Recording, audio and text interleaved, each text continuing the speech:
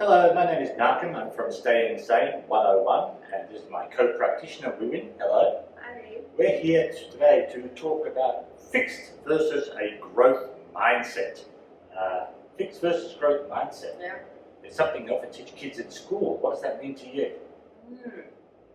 Fixed mindset. So this is in line with what we were talking about previous video topic about change. I think a fixed mindset is a mindset that refuses to change. Just refuses to change into anything else.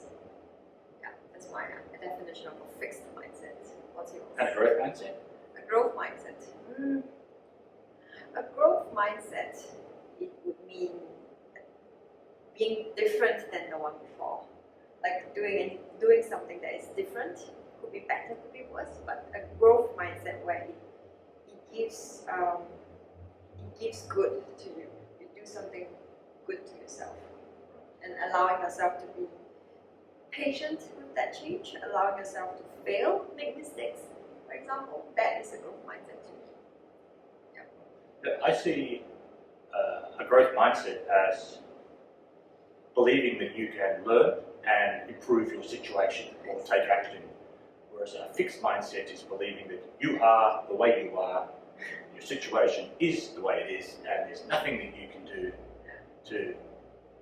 to change that.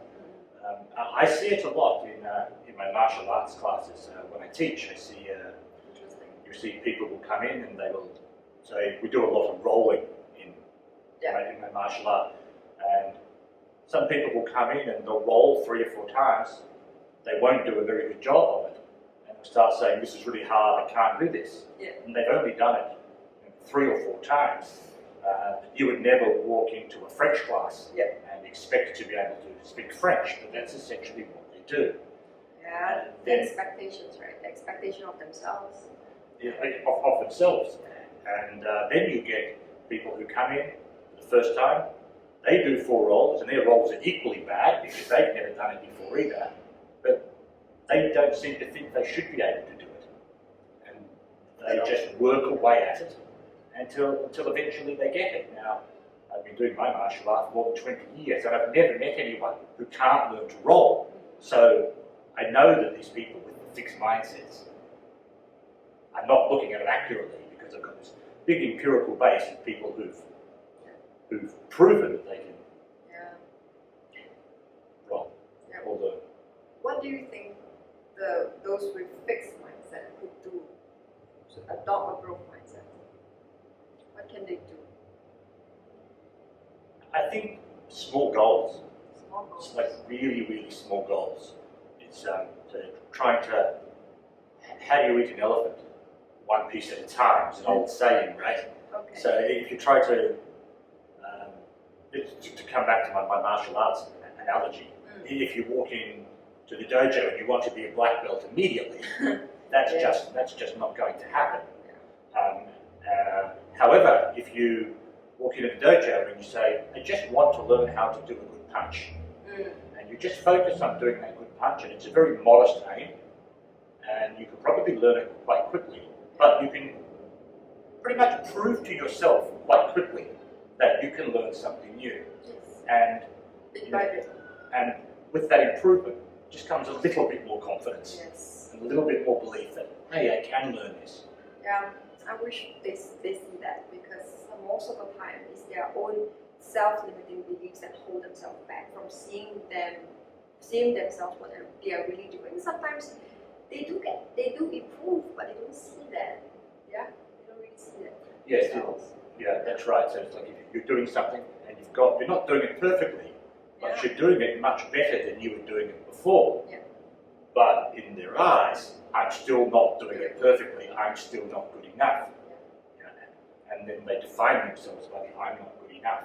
It's not, I am Malcolm. Yeah. I cannot play the trumpet. Yeah. I am Malcolm. I am useless because I cannot play the trumpet.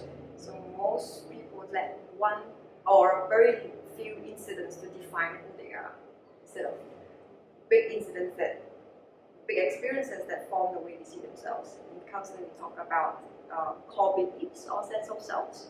So with those experiences, it becomes very crucial and it forms the way they see themselves. And it's very hard for them to break that because breaking that would mean breaking the core identity that they fight so hard to not change, to feel safe, right? to knowing themselves means so much to them. So when they do something different they're not good at, it would mean that, oh, I don't know this part of me. So presumably you said they've had these experiences that in their life that they've concluded that they're no good because of those experiences. But presumably people have had other experiences where they've done well in life and for some reason that they don't attach the same meaning to those events. Yeah. How do you unpack that? Interestingly, I would get them to again do some exercise with me. Usually tough one because I like to challenge them to get out of their comfort zone and do an exercise called writing an obituary for themselves, like how they would like to be remembered. Usually when they write an obituary about themselves, they write about different roles. They would use their name, let's say Hui Wen. Hui Wen is a good friend of mine, and she's also working. She was a counselor and things like that. So they view them. The lens becomes much wider. They see them instead of seeing themselves just being that useless boy. Now they view themselves as more than that, more than just that one thing that defines the whole identity around them. Right, so you start to build their identity based on a larger number of things rather than just the one thing. Yeah. The one thing that they zoom in on. Yeah. And how difficult a process is that for people? Some of them, depends, right? Because not everyone could express themselves in writing. Some of them express much better in words, like just talking face to face with me, or they would they need time to process. Sometimes I even get them to write a poem about themselves, write a song about themselves for those are the creative ones. I bet they find that hard. Oh, it's very hard. Yeah. It's very hard, yes. But yeah, I think it's a good exercise because it really puts them in a spot where they have to rethink who they really are. Yeah. There's another aspect of growth versus fixed mindset that really interests me, which is that how even highly competent people, as they get better at something, they become more fixed in their mindset. So I often see in my dojo, I see people who they start out and they've got pretty good growth mindset actually. They improve. But as a result of that improvement, they get used to being very good at being able to do things. Yeah, so they get very comfortable, and their expectation of themselves is, hey, I can do all these things. I'm actually quite good now. But as they progress, the techniques and what's being asked of them becomes more difficult. Yes. And then when they come across things that they can't do, well, they suddenly lose their growth mindset and go back to a fixed mindset. So highly capable people who've got several years of track record of improving suddenly retreat into a growth mindset because they lose the comfort zone when they've gone from being capable to not so capable to not being able to do it. Yeah. So I see it in parenting when parents would sometimes say to me that, oh, I would usually do that and it worked and it made my child happy, but right now whatever I'm doing doesn't work. The same thing, I couldn't understand why the outcome is now different. I used to be able to do that, now I couldn't do that. Yeah. So we talk a lot about, in sessions, we talk a lot about learning how to adapt and not letting a certain outcome define how we do things. Yeah, that's very Not letting the outcome define how you do things. Yes. You are you, and the outcome is the outcome. Correct. And you are not one and the same thing. No. That's spot on. Yeah. Thank you. That's that for fixed versus growth mindset. Let's talk about another topic next time.